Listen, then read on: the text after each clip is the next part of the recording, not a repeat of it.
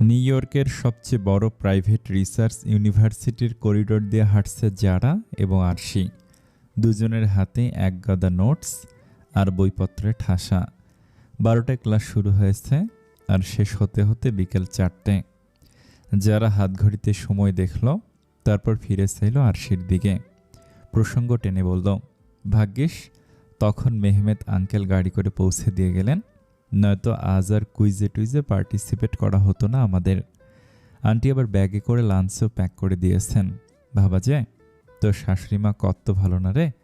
ওনাকে বলিস তো আমাকে মেয়ে হিসেবে দত্তক নিয়ে নিতে, তাহলে তোর সাথে থাকবো আর রোজ রোজ ফ্রিতে আদর খাবো। আর সেই মেদুর মুখখানায় তখন আষাঢ়ে মেঘের আনাগোনা। মন খারাপের চূড়ান্তে পৌঁছে দুরন্ত মেয়েটাও আজ যেন হয়েছে শান্ত নদী। তার সমস্ত দিন কেটেছে চুপচাপ বয়ে চলার মধ্য দিয়ে, যারা নিরন্তর বকবকে শূন্য মনোযোগী হয়ে হেঁটে চলেছে পাশাপাশি, যারা একা একাই কলকল করে চলল টিয়া পাখিটির মতো। বিরামহীন তার মুখ, আর সে কোনো প্রত্যুত্তর করছে না দেখে হুট করে কথায় লাগাম টানল সে। তারপর বলে উঠল, এ আরশি, শুনলি আমি কি বললাম? ডাইনিং হলে বসবি?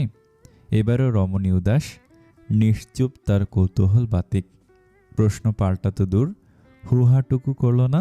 যারা প্রলম্বিত এক শ্বাস ফেলল। তারপর আরশির কাঁধে কনুই তুলে ভারী কৌতুক করে বলল, মাথায় নিচু করে পা চলছে ঠিকই, কিন্তু মনটা বোধহয় নেই এখানে। তাহলে সে গেল কোথায় বলতো? প্রফেসর স্বামীর কাছে। হুট করেই পদচারণা থেমে গেল আরশির। টলমল করে উঠল নেত্র সরোবর। পদ্ম কোমল ঠোঁটগুলো ভেঙে চুরে এলো দুঃখে। অনুযোগের স্বরে বলে উঠল, কে স্বামী? উনি হলেন একটা আস্ত পাজি পচা জাম্বুবান নস্যার লোক। 3-3টা বছর আমাকে নাকে দড়ি দিয়ে ঘোরানোর পর ভালোবাসি বললেই একটু তো সময় দে আমাকে ব্যাপারটা হজম করার। কিন্তু না, মহাশয় হুটহাট চুমু খেয়ে নিচ্ছে, কথা নেই বার্তা নেই, রেগে যাচ্ছে, আবার ঠান্ডা হচ্ছে, আবার রেগে যাচ্ছে। কারো সহ্য হয় এসব? যারার জোর হাসি পেলেও সে হাসল না। খুব কষ্টে দম ফাটা হাসিটা আটকে গলা পরিষ্কার করল। তারপর গুরু গম্ভীর মুখে শুধালো, হুটহাট চুমুটা কি শুধু সেই খাচ্ছে, নাকি লুকিয়ে চুরিয়ে তুইও একটু আড্ডু খাচ্ছিস? দেবাত চমকালো আরশি, থমকে গেল ওর এক নাগারে বলে চলা অভিযোগের থলি। পাণ্ডুর গালে গুধুলির রং নামলো। অপ্রস্তুত দৃষ্টি ফেললো এদিক ওদিক। ইতস্তত হয়ে আওড়ালো, একদমই না। তোরা আমাকে দেখে মনে হয় আমি ওরকম যে লুকিয়ে চুমু খাবো ওই লোককে? যারা হাসি চেপে বিজ্ঞের মতো মাথা নাড়ল। বুড়ো আঙুল দিয়ে থুতনির পাশে স্লাইড করতে করতে বেশ ভাবুক হলো সে। তারপর চিন্তিত স্বরে বলে উঠল, সবই তো বুঝলাম, কিন্তু শুধু শুধু মন খারাপ করে থাকলে তো আর তোর এই জাম্বুবান ঘটিত সমস্যার সমাধান হবে না জান। আর সেই নাটকীয় ভঙ্গিতে দুহাত জোর করল। যারার দিকে সে মেকি বিষণ্ণ স্বরে বলে উঠল, তাহলে কি করলে সমাধান বের হবে? রাজকুমারের মন ভাঙানোর জন্য এখন 7 সমুদ্র 13 নদী পাড়ি দিতে হবে আমাকে। যারা উপায় বতলালো তৎক্ষণাৎ। প্রথমে চোখ বড় বড় করে আওড়ালো, অসম্ভব, আমার জান কেন এসব করবে? এক্স্যাক্টলি। আরশির মেকি চোটপাটে ঠোঁট টিপল যারা। তারপর বলে উঠল, উল্টে আমার মতে তো উচিত এক্ষুনি প্রফেসরের রুমে গিয়ে তাকে বলা, দেখুন আমার কিন্তু এসব সহ্য হচ্ছে না, আপনি রাগ কমালে কমান, নয়তো আমি সন্ন্যাস নিয়ে গৃহত্যাগী হব। আরশি অবাক হয়ে হাঁটা থামালো। বিস্ময় ভর করল তার দৃষ্টিতে।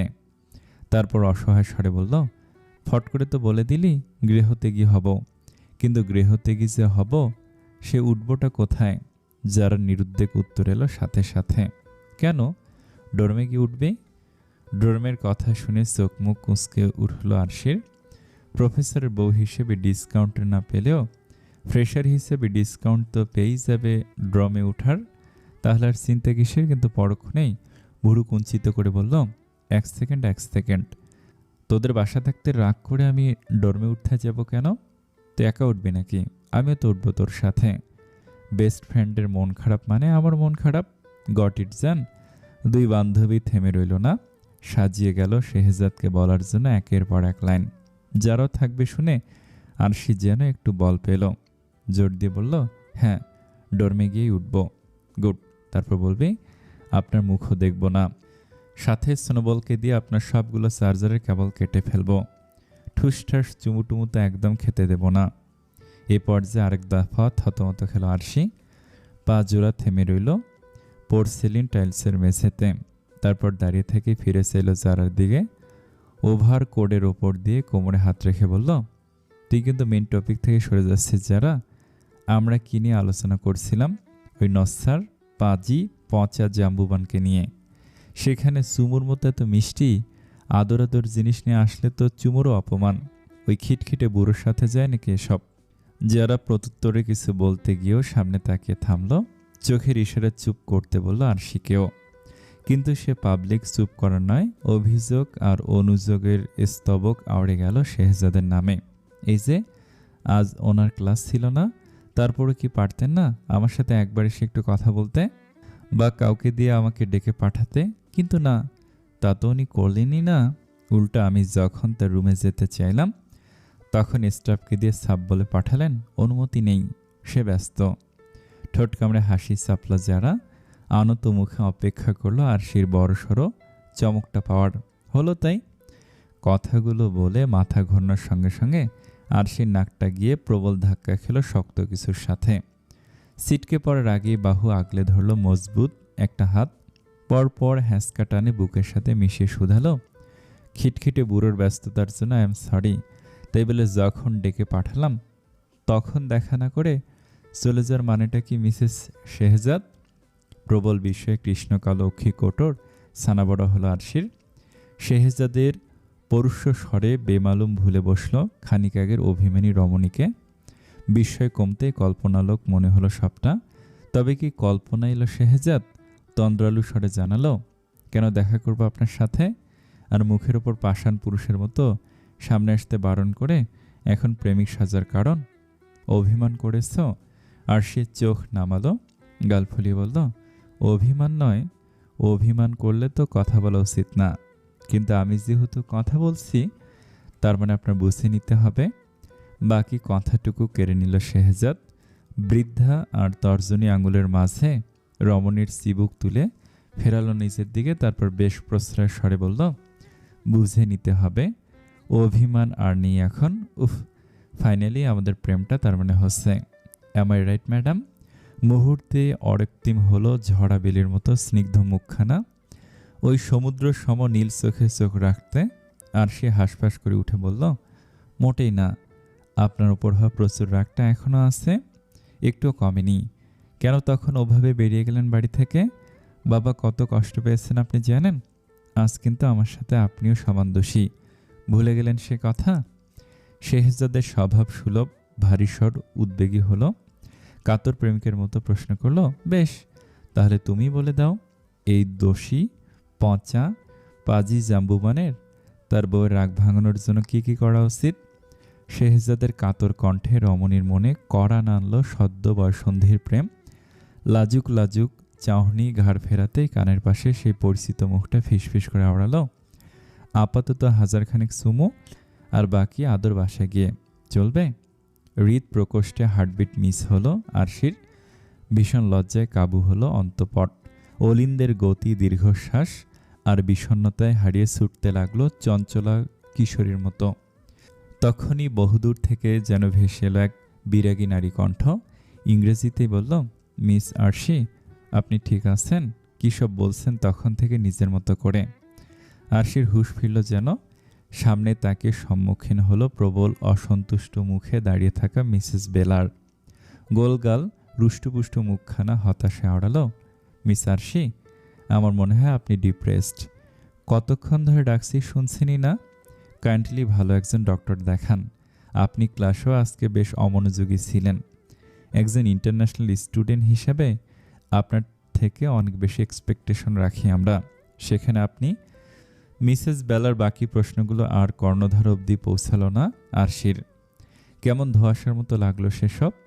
ধীরে ধীরে অক্ষি পটে ভাসল খানিকক্ষণ আগের ঘটনা। সবটাই অলিক ভেবে নিজেকে বুঝ দিতে পারল না সে। এত বাস্তব কি কখনো হতে পারে কল্পলোক? মিসেস বেলা অনেকটা সময় নিয়ে আরশিকে তাদের এক্সপেকটেশন, রুলস অ্যান্ড রেগুলেশন বুঝিয়ে দিয়েই বিদায় নিতে শব্দ করে হেসে ফেলল যারা। হাসির দমকে চোখের কোটরে পানি জমল, পেটে খিল ধরল। তারপর আরশির কাঁধে ভর দিয়ে বলল, বাপরে কি প্রেম তোর আর মিসেস বেলার। উনি ইংরেজিতে তোকে ঝাড়ছিলেন আর তুই বাংলার জীবনানন্দ তাকে বনলতা ভেবে বসলি। কি কি সব বলছিল ভাই? আচ্ছা, কাকে ভেবে বলছিল সেসব বলতো, সত্যি করে বলবি, আমি একটু হাসব না। আরশির মুখভার যারা দুষ্টুমিতে কিঞ্চিত বিরক্ত হলেও ফের গুটিয়ে গেল ভেতর ভেতর। যাকে ভেবেছিল সে কি আদৌ মনে রেখেছে ওকে? ভেবেছে ওর কথা একবারও আজ? কেন বলবে তার নাম সে? আর বললেই যে যারা হাসবে না তার গ্যারান্টি কি? তাও ভালো, ভাগ্য সুপ্রসন্ন থাকায় মিসেস বেলাকে চুমুটুমু খেয়ে বসেনি সে। এটুকুই যা স্বস্তি, নইলে প্রাণপ্রিয় বান্ধবীর হাসাহাসির তোপে এতক্ষণ আর দাঁড়িয়ে থাকতে হতো না এখানে। নিউ ইয়র্কের মতো ব্যস্ত শহরে সন্ধে নামল।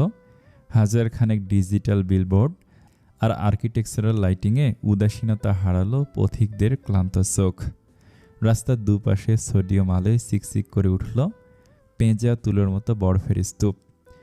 নিয়ন সাইনগুলো দিনের আলোর মতো আলো ঝলমলে করে রাখল টাইমস স্কোয়ার। ব্রুকলিন ব্রিজে বাড়ল জনসমাগম, যেখানে কপট কপতির উন্মাদ প্রেমে সিগারেটের ধোঁয়া ছাড়ল কোনো এক হৃদয় ভাঙা তরুণ। হাসান ভিলেও রোজকার মতে আলো জ্বলল। মেহমেদ হাসান প্রিয়তমার জন্য কফি মগ হাতে রুমে এসে সাউন্ড বক্সের বাটন টিপলেন। সাউন্ড বক্সে 63 বছর বয়সী ফ্রাঙ্ক সিনাত্রা তার সুকোমল কণ্ঠস্বরের উষ্ণতা ছড়িয়ে মৃদুলয়ে গেয়ে উঠলেন। মরিয়ম বেগমের হাতে ছোট্ট রুষার ফ্রেমে বাঁধানো ছবি, একটা ফুটন্ত গোলাপের মতো, মুখে কি অনাবিল আনন্দের চেয়ে। ভাইয়ের দিকে তাকে খিলখিল করে হেসে উঠতেই মুহূর্তটা ক্যামেরাবন্দি করেছিলেন মেহমেদ। কিন্তু সেই রুষা আজ নেই, শুধু রয়ে গেছে তার স্থির চিত্র। মরিয়ম বেগমের বুক ভার হয়ে এলো। ফুপিয়ে উঠলেন মেয়ের ছবি বক্ষ ভাগে চেপে। ঈষদুষ্ণ অশ্রুকণা গাল গড়িয়ে পড়ার আগেই হাতের আজলা পাতলেন মেহমেদ। স্ত্রীর দুঃখটুকু মুঠোয় ভরে নরম স্বরে বললেন, আর কত কাঁদবে মরিয়ম? আজ 18টা বছর তো কেঁদেই গেলে। তুমি কাঁদলে যদি আমাদের রুষাকে উপরওয়ালা ফিরিয়ে দিতেনি, তাহলে এতদিনে কি রুষা আমাদের কাছে ফিরে আসতো না বলো? মরিয়ম ভেজা চোখে মুখ তুললেন, শান্ত দৃষ্টিতে স্বামীর দিকে তাকিয়ে বলে উঠলেন, রুষা আর ফিরবে না, ও মারা গেছে। এই সত্যিটা আমার থেকে লুকিয়ে কি শাস্তি পেলে বলো তো? মেহমেদ হাসান স্তব্ধ, মূর্তির ন্যায় শক্ত হয়ে দাঁড়িয়ে রইলেন খানিকক্ষণ। তারপর শুকনো ঢোক গিলে বললেন, যে সত্যিটা কষ্ট দেয় তা জানার চাইতে একটা মিথ্যেকে খড়কুটোর মতো আঁকড়ে ধরে বাসার মধ্যে এক আলাদা আত্মিক প্রশান্তি অনুভব করা যায়। আমি বোধহয় সেরকম কোনো প্রশান্তি দিতে চাইছিলাম তোমাকে। I am sorry Maryam. বিবাহিত জীবনে এই প্রথম বোধহয় মরিয়ম বেগম রাগলেন। স্পৃহায় মুখ ফিরিয়ে নিলেন এক পাশে, দাঁতে দাঁত চেপে বলে উঠলেন, এটাকে ঠকানো বলে মেহমেদ? তুমি আমায় ঠকিয়েছ। ভাগ্যিস আজ ড্রয়ার খুলে তোমার ফাইল বের করতে গেছিলাম, নয়তো দেখে যেত মেয়েটার ডেথ সার্টিফিকেটটাও তুমি সরিয়ে ফেলেছ আমার চোখের আড়ালে। মেহমেদ হাসান পোড়া শ্বাস ফেললেন। অনুতাপে রুদ্ধ হওয়া অক্ষিপটে ঝাপসা দেখলেন হঠাৎ। অপরাধ বোধে মাথা নোয়ালেন। তবে কি কাঁদছেন তিনি? ফ্রাঙ্ক সিনাত্রার গানের মতোই হয়তো নিউ ইয়র্ক শহর কখনো ঘুমায় না। এ শহরে নীরবতা নগণ্য, সর্বদাই নিয়ন সাইনে জলজলে এর অলিগলি, হর্ন আর ট্রাফিকে তটস্থ চলাচলের রাস্তা। সাবওয়ে ট্রেন ছাড়া হেঁটে বাড়ি ফিরে চোখে পড়বে না স্ট্রিট পারফরমেন্স। কেউ গান গাইছে, তো কেউ সুর তুলছে গিটার অথবা স্যাক্সোফোনে।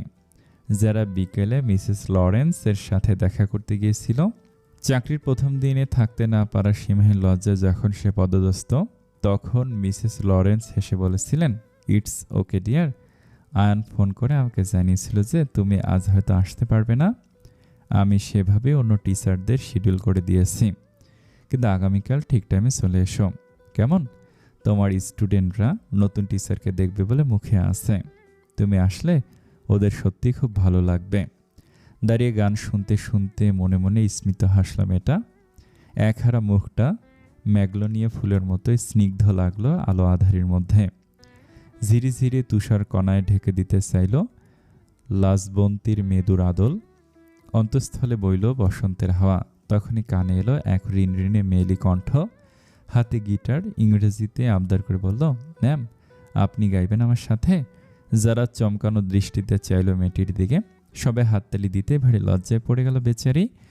কতবার বলতে চাইল গান গাইতে সে পারে না, তবে সে কথা কেউ শুনলে তো? অগত্যা মাইক্রোফোন হাতে নিয়ে মধ্যমণি হলো 50 ঊর্ধ্ব মানুষের। চোখ বন্ধ করতেই নীলম্বরীর মানসপটে ভাসল সে হাসি খুশি মুখখানা। প্রাঞ্জল মুখশ্রীর এক দাপুটে তরুণ, যার প্রেমে পড়ে গানটাও রপ্ত করে ফেলল রমণী। গেয়ে উঠল লতা মঙ্গেশকরের বহু পুরনো একটি গান। হিন্দি গানের অর্থোদ্ধার করতে না পারলেও পাশে দাঁড়ানো মেয়েটা গিটারের চমৎকার সুর তুলতে ভুলল না। তবে এমন মনোহর সঙ্গীতাবহে তৈরি হতেই সবাইকে চমকে দিয়ে ভিড়ের মধ্যে থেকে ভেসল এক পৌরস্য কণ্ঠ। তালাত মাহমুদের অংশটুকু গাইল সে। পরিচিত কণ্ঠ শুনে চোখ মেলল যারা, তৎক্ষণাৎ দৃষ্টি গিয়ে ফেলল একজোড়া হিমচোখে। চোখাচোখি হতেই হৃৎপিণ্ড থমকালো যারার। ভালোবাসে বুধ হলো মস্তিষ্ক, যার সুরের মূর্ছনায় শহর হারালো। তার হিমচোখে অপলক চেয়ে রইল যারা। প্রেমিকার মুগ্ধ চোখে তাকে নিঃশব্দে হাসল আয়ান। গান থামাতেই যেন করতালিতে ফেটে পড়ল সবাই। ভিড় ঠেলে যারা মুখোমুখি এসে দাঁড়ালো কালো জ্যাকেট আর এলোমেলো চুলের মানুষটা। পরপর সবাইকে অবাক করে দিয়ে হাঁটু গেড়ে বসে পড়ল যারার পায়ের কাছে। উল্লাসে ফেটে পড়ল পথচারীরা। কয়েকজন তো মোবাইল বন্দি করতে লাগলো আয়নের পাগলামি। গিটার হাতের মেয়েটা আয়নের হাতে মাইক্রোফোন এগিয়ে দিতেই বান্দা লুফে নিল সেটা। যারা তখনও ফ্যালফ্যালে চোখে তাকিয়ে, দৃষ্টিতে বিভ্রম, যেন আশেপাশে সবটাই কাল্পনিক। তরুণীর কল্পলোকের সে রাজকুমার তার দিয়েছে ঠোঁট কামড়ে হাসলো। তারপর পকেট থেকে বের করলো একটা ছোট্ট চারকোনা বক্স আর একটা গোলাপ। নিজে বক্সটা খুললো যারার সামনে। সেখান থেকে আলো ছড়িয়ে মাথা তুলল ছোট্ট পাথরের একটি আংটি। যারাকে তৃতীয় দফায় বাকশূন্য করে মাইক্রোফোন হাতে আন বলে উঠল, will you marry me butterfly? আশেপাশের মানুষের আনন্দ চিৎকারের কমতি নেই। সবাই সমস্যারে বলতে লাগলো, সে ইয়েস, সে ইয়েস।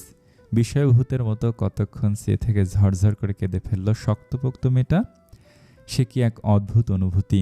মুখে হাত চেপে কোনো এক অজানা তাগিদেই ক্রমাগত মাথা নাড়ল যারা। দুটো ভালোবাসার মানুষের এমন মুহূর্ত উদযাপনে কার্পণ্য করল না নিউ ইয়র্ক শহর। ভীষণ করতালিতে আরেক দফা কানে তালা লাগলো সবার। তুষারের শহর আর জারার ভেজা চোখ সাক্ষী হলো আয়নের আংটি পরানো দৃশ্যের। জারার বা হাতের অনামিকা আঙুলে জলজল করলো আয়নের দেয়া সেই আংটিখানি। ভালোবাসার মানুষের শখানেক চুমুতে সিক্ত হলো যারার মসৃণ কপাল। শীর্ণ গতরখানা শক্তপোক্ত বুকটায় মিশিয়ে নিয়ে আয়ন বলল, ভালোবাসি বাটারফ্লাই, খুব খুব বেশি ভালোবাসি। যারা ফোপাতে ফোপাতে ক্লান্ত হয়ে দিয়েছে, ছেড়ে দিয়েছে শরীরের সমস্ত ভর, নিস্তেজ হাওয়া গলায় বলল, আপনি খুব পচা গান বানর মশাই। এত পচা গলার গান আমি কোত্থেকে শুনবো বা কোথাও শুনিনি। আয়ন হাসল। বড্ড স্বতঃস্ফূর্ত দেখালো সে হাস্যোজ্জ্বল সৌম্য মুখ, যেন নিজের প্রশংসা শুনেছে এমন কণ্ঠে বলল, তাহলে তো রোজ শোনাতে হয় এই পচা গলার গান। যারা মুখ তুলল আয়নের বুক থেকে। পেল ভাত জোড়া আরো শক্ত করে আয়নকে জড়িয়ে ধরে ভেজা চোখে শুধালো, আর রোজ রোজ এই পচা গলার গান শুনে হজম করলে আমি কি পাবো? আয়ন ভাবুক স্বরে বলল, নির্ঘুম রাত আর পাগলের মতো আদর। চলবে ম্যাডাম? যারার চোখ বড় বড় হয়ে গেল মুহূর্তে। আকাশ সম লজ্জায় মুষড়ে পড়ল আয়নের বুকে। মুখ লুকালো চওড়া সিনায়। আকুণ্ঠ লজ্জায় প্রাণনাশ হলে কাল খবরের হেডলাইনে যারার নামটা উঠে যেত নির্ঘাত। আয়ন প্রেয়সী আমার লজ্জা দেখে ঠোঁট টিপল। তারপর কানের কাছে মুখ নিয়ে ফিসফিস করে আওড়ালো, আবার বলছি, ভালোবাসি বাটারফ্লাই, ভীষণ ভালোবাসি। যতটা ভালোবাসলে মরে যাওয়া যায় তার থেকেও বেশি ভালোবাসি তোমাকে।